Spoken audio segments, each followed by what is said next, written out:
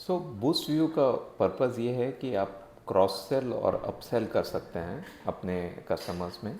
सो उसमें हमने अलग अलग एलिमेंट्स दिए हैं कि कस्टमर का मूवमेंट एनालिसिस भी पता चले और कौन से कस्टमर्स छूट रहे हैं, जो बिलिंग उनकी ड्रॉप हो रही है या कोई पर्टिकुलर प्रोडक्ट्स वो नहीं ले रहे हैं, वो यहाँ से इंफॉर्मेशन पता चल जाए। सो जैसे बटनॉट है, बटनॉट में आप ये देख सकते हैं कि कितने कस्टमर्स हैं जिन्होंने एक्स प्रोडक्ट लिया है लेकिन वाई प्रोडक्ट नहीं लिया है। तो हर इंडस्ट्री में कॉम्बो प्रोडक्ट्स होते हैं। तो यहाँ पे अगर मैं सिलेक्ट करूँ कि कितने कस्टमर्स हैं जिन्होंने हार्ड डिस्क ली है और सीपीयू नहीं लिया है, so I can get the list of date customer. So idea ये है कि आप क्रॉस सेल करके एक इमीडिएटली अपने जो गैप्स हैं वो आइडेंटिफाई कर सकते हैं and you can get 46 customers हैं जहाँ एक प्रोजेक्टेड पोटेंशियल लॉस था जो लास्ट मंथ में।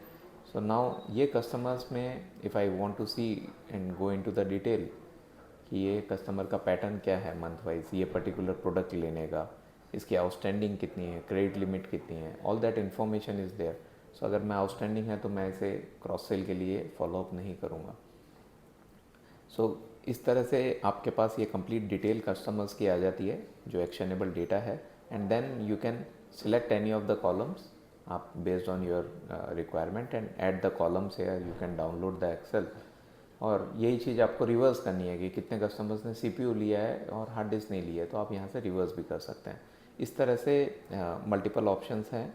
एंड देन हैव नॉट है, तो हैव नॉट में अगेन जो कस्टमर्स ने अभी तक लिया ही नहीं, अगर आपको ये देखना है कि आपके कुछ रनिंग प्रोडक्ट्स हैं और कितने कस्टमर्स हैं जिन्होंने इस फाइनेंशियल ईयर में अभी तक परचेज़ नहीं किया है, तो आप यहाँ से वो प्रोडक्ट ग्रुपिंग और आइटम सिलेक्ट कर सकते हैं।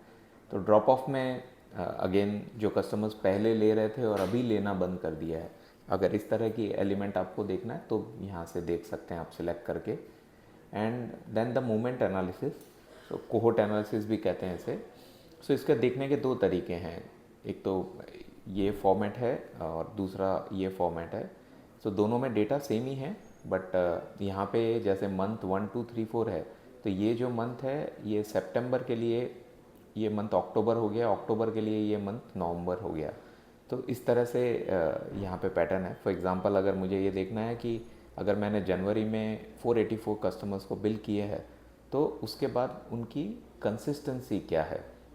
हर महीने मेरे अगर 500 कस्टमर्स हैं लेकिन हर महीने मेरे कस्टमर्स 200 ही हैं जो बिलिंग करवा रहे हैं, या अगर मैं over the period of 6 months देखूं तो मे बी 50 कस्टमर्स ही हैं जो हर महीने बिल करा रहे हैं। कुछ कस्टमर्स 500 में से ऐसा हो सकता है कि एक महीने बिलिंग करा रहे हैं 100 कस्टमर्स, लेकिन वो सेकंड मंथ नहीं करा रहे हैं, फिर थर्ड मंथ वापस करा रहे हैं। सो मैं ये रिटेंशन देख पाऊँगा अगर मुझे चर्न देखना है। सो फॉर एग्जांपल 17 कस्टमर्स दिसंबर के थे जो 5वें महीने में चर्न हो गए, हु आर दिस कस्टमर्स। सो यहाँ पैटर्न समझ में आ जाता है कि ये कस्टमर्स की बिलिंग कम हो रही है। तो ये पैटर्न से आप अपने गैप्स आइडेंटिफाई कर सकते हैं और सिमिलरली आप परसेंटेज वाइज भी देख सकते हैं। सो जनरली हम देखें तो 10 से 20% कस्टमर्स होते हैं जो हर महीने बिलिंग कराते हैं।